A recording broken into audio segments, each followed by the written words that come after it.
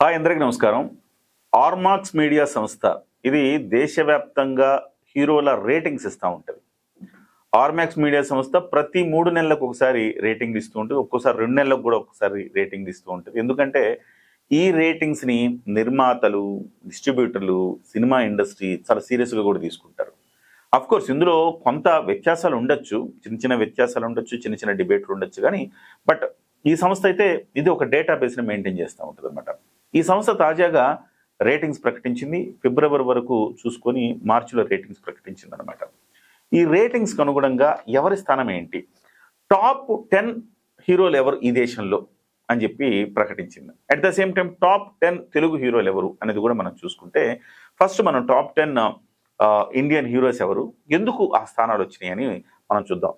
ముందుగా ఈ సంస్థ ఎట్లా సర్వే చేస్తుందంటే, ఆ హీరోల లేటెస్ట్ సినిమాలు, వాటికి సంబంధించిన ర్యాంకింగ్లు, వాటికి సంబంధించిన హిట్టా ఫ్లాపా, దాని కలెక్షన్ ఎంత వచ్చింది, వాళ్ళ క్రేజ్ ఎంత ఉంది. అంటే ఎస్పెషల్లీ సినిమా ఫ్లాప్ అవ్వచ్చు కానీ క్రేజ్ ఎక్కువ ఉండొచ్చు. ఒక్కసారి పవన్ కళ్యాణ్ గారి సినిమా ఉందనుకోండి, సినిమా ఫ్లాప్ అయినా కానీ ఫస్ట్ డే కలెక్షన్స్ చాలా ఎక్కువ ఉంటాయి కదా, ఆటోమేటిక్ మినిమం గ్యారంటీ సినిమా వెళ్ళిపోతూ ఉంటుంది అనమాట.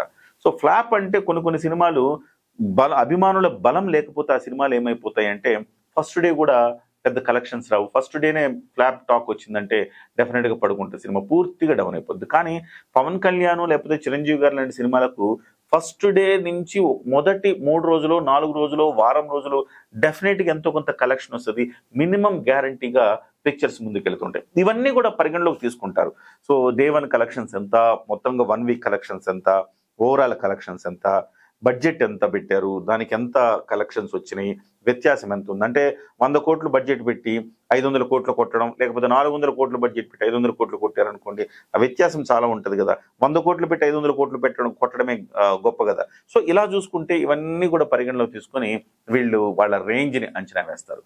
సో ఈ ఆర్మాక్స్ మీడియా అనే సంస్థ టాప్ 10 జాబితాని విడుదల చేసింది. విచిత్రం ఏంటంటే ఈ టాప్ 10లో దాదాపు 6 తెలుగు హీరోలు ఉండటం చాలా విచిత్రంగా అనిపిస్తుంది. అంటే మన ఇండస్ట్రీ ఎంత బాగా వెలిగిపోతుందో చూడండి.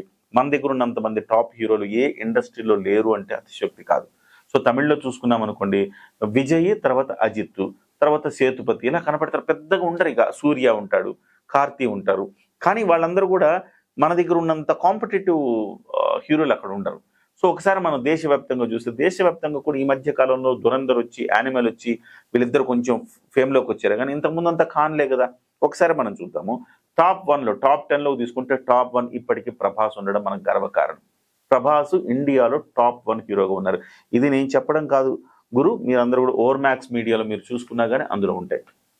టాప్ 1గా విజయ్ నిలుస్తున్నారు, ప్రభాస్ నిలుస్తున్నారు. ఎందుకంటే ఆయన కన్సిస్టెన్సీగా ఆయన సినిమాలన్నీ దాదాపు 500 కోట్లు దాటుతా ఉన్నాయి. సో ఒక్కో సందర్భంలో ఫెయిల్ అయిపోయినా కానీ అది 500 కోట్ల మార్కు చేరుకుంటుంది. సో కాబట్టి ప్రభాస్ పాన్ ఇండియా హీరోగా ఈ మధ్యకాలంలో ఎక్కువ వచ్చేసారు కాబట్టి నెంబర్ 1గా ప్రభాస్ నిలుస్తూ ఉన్నారు. నెంబర్ 2 విజయ్ సినిమాలు కూడా తమిళనాడుతో పాటుగా ఇతర రాష్ట్రాల్లో కూడా బాగా ఆడతాయి. 500 కోట్లకు అటు ఇటు విజయ్ సినిమాలు కలెక్షన్ చేస్తాయి. కాబట్టి విజయ్ తమిళ్లో టాప్ స్టారు. సో ఓవరాల్గా ఇండియాలో టాప్ 2గా విజయ్ నిలిచారు. లేకపోతే అల్లు అర్జున్ పుష్ప సినిమాతో దాదాపు 1800 కోట్లకు పైగా కలెక్షన్లు రాబట్టుకోవటం, తద్వారా పాన్ ఇండియాలో అల్లు అర్జున్కి క్రేజ్ బాగా పెరిగిపోయింది. ఇవాళ అట్లీ లాంటి దర్శకులతోటి పాన్ ఇండియా సినిమాలు మళ్ళీ తీస్తా ఉన్నారు. సో అల్లు అర్జున్ రేంజ్ పుష్ప 2 తర్వాత మారింది కాబట్టి ఇక్కడ టాప్ 3లో అల్లు అర్జున్ ఉన్నారు. ఇకపోతే షారుఖ్ ఖాన్ సినిమాలు ఆల్మోస్ట్ 700 కోట్లు, 800 కోట్లు ఆ రేంజ్కి వెళ్తా ఉన్నాయి. కాబట్టి షారుఖ్ ఖాన్ నెంబర్ 4th ప్లేస్లో ఉన్నారు. ఇకపోతే రామ్ చరణ్ 5th ప్లేస్. రామ్ చరణ్ ఈ మధ్య కాలంలో RRR తర్వాత రామ్ చరణ్ క్రేజ్ దేశవ్యాప్తంగా పెరిగిపోయింది. ఇవాళ పెద్ది వస్తుందంటే కూడా మనకి నార్త్లో క్రేజ్ విపరీతంగా ఉంది. మొన్న హనుమాన్ జయంతి అప్పుడు కానీ, శ్రీరామ నవమి అప్పుడు కానీ, వీటన్నింటప్పుడు రామ్ చరణ్ పోస్టర్లు, పెద్దికి సంబంధించిన గ్లిమ్స్, ఇవన్నీ కూడా ఒక రకంగా చెప్పాలంటే పాన్ ఇండియా రేంజ్లో ఒక ఆట ఆడుకున్నాయని చెప్పాలి. అందుకే రామ్ చరణ్ క్రేజ్ రోజు రోజుకి విపరీతంగా పెరుగుతూ ఉంది. రామ్ చరణ్ ఆయన పాన్ ఇండియా సినిమాలు చాలా తక్కువ తీశారు. కేవలం RRR అంతే ఆయన తీసిన తర్వాత గేమ్ చేంజర్ పెట్టారు. కానీ అది పెద్ద పాన్ ఇండియా అని మనం అనుకోకర్లేదు, అది ఎప్పుడో స్టార్ట్ అయింది. సో ఒకే ఒక్క పాన్ ఇండియా సినిమాతో రామ్ చరణ్ స్థాయి ఆల్మోస్ట్ గ్లోబల్ స్టార్గా ఆయన్ని తీసుకెళ్ళిందని చెప్పాలి. అందుకే రామ్ చరణ్ 5th ప్లేస్లో ఉన్నారు. ఇకపోతే మహేష్ బాబు 6th ప్లేస్లో నిలిచారు. సో తర్వాత 7th ప్లేస్లో అజిత్, తమిళ హీరో అజిత్ నిలిచారు. ఇక 8th ప్లేస్లో జూనియర్ ఎన్టీఆర్ నిలవటం జరిగింది. ఇక 9వ ప్లేస్లో సల్మాన్ ఖాన్ ఉన్నారు. ఈ ఖాన్లను కూడా మన తెలుగు హీరోలు వెనక్కి నెట్టేశారంటే చూడండి పరిస్థితులు. తెలుగు సినిమా ఎంత స్థాయిలో నిలబడతాం, స్టామినా ఏంటో మనకు తెలుస్తుంది. 10వ ప్లేస్లో పవన్ కళ్యాణ్ గారు నిలబడ్డారు. పవన్ కళ్యాణ్ గారు అసలు పాన్ ఇండియా సినిమాలు పెద్ద తీయరు. ఈవెన్ దో పవన్ కళ్యాణ్ గారు టాప్ 10లో నిలవడం అంటే, పవన్ కళ్యాణ్ గారు వీళ్ళందరూ కూడా మరి చూసుకోండి, అందరు పాన్ ఇండియా సినిమాలు తీసేవాళ్ళే. ఎక్సెప్ట్ పవన్ కళ్యాణ్ గారు పాన్ ఇండియా సినిమాలు తీరు. అయినప్పటికీ ఈ జాబితాలో ఆయనకు స్థానం వచ్చిందంటే ఆయన కల్ట్ ఫ్యానిజం ఏ స్థాయిలో ఉంది. ఆయన ఫ్లాప్ సినిమా కూడా ఒకప్పుడు ప్రకాష్ రాజ్ చెప్పాడు, నీ మొత్తం సినిమా హిట్ అయిన cinema Pawan Kalyan flop cinema అంత కలెక్షన్లు ఉండవు అని చెప్పి ప్రకాష్ రాజ్ ఒకప్పుడు అన్నాడు కదా. నిజంగానే అది వాస్తవం. ఈయన ఫ్లాప్ సినిమాలు కూడా ఇతర హీరోలు హిట్ అయిన సినిమాలతో స్థాయిలో కలెక్షన్లు తీసుకొస్తాయి. అందుకే అంత కల్ట్ ఫ్యానిజం ఉంటుంది. స్టార్టింగ్ 3-4 రోజులు కుమ్మేస్తుంది కలెక్షన్, హిట్ ఫ్లాప్తో సంబంధం లేకుండా. కాబట్టి పవన్ కళ్యాణ్ గారు టాప్ 10లో నిలిచారు. దేశవ్యాప్తంగా ఉన్నది ఇదనమాట. ఇకపోతే మన తెలుగులో మనం చూద్దాం. తెలుగులో మన ఎవరెవరు ఏ హీరోలు ఉన్నారు. తెలుగులో చూస్తే నెంబర్ 1 మళ్ళీ ప్రభాస్. ఎందుకంటే ఇండియాలోనే టాప్ 1 కాబట్టి దాంట్ నుంచే వస్తూ ఉంటుంది.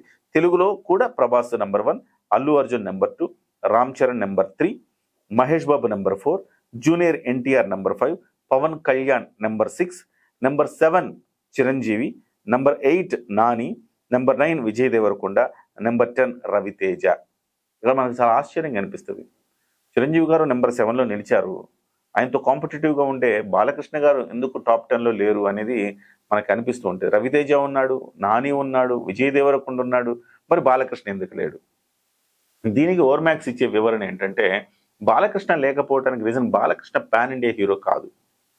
At the same time Balakrishna cinema ఒక్కటి కూడా 300 కోట్ల కలెక్షన్ చేయలేదు.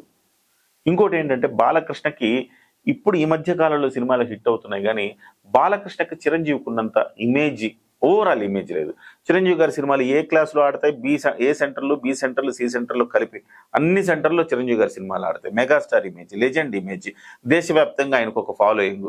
దేశవ్యాప్తంగా ఇవాళే కదా ఆజ్కా, గుండారాజు, ప్రతిబంధు ఇలాంటి సినిమాలు తీసి, సో నార్త్ ప్రేక్షకులకు కూడా చిరంజీవి గారు సుపరిచితమే. చిరంజీవి గారి సినిమాలు డబ్బింగ్ చేసినా కానీ సినిమా ఆడేసిన తర్వాత డబ్బింగ్ చేసి హిందీకి వెళ్తే కూడా బాగా చూస్తారు.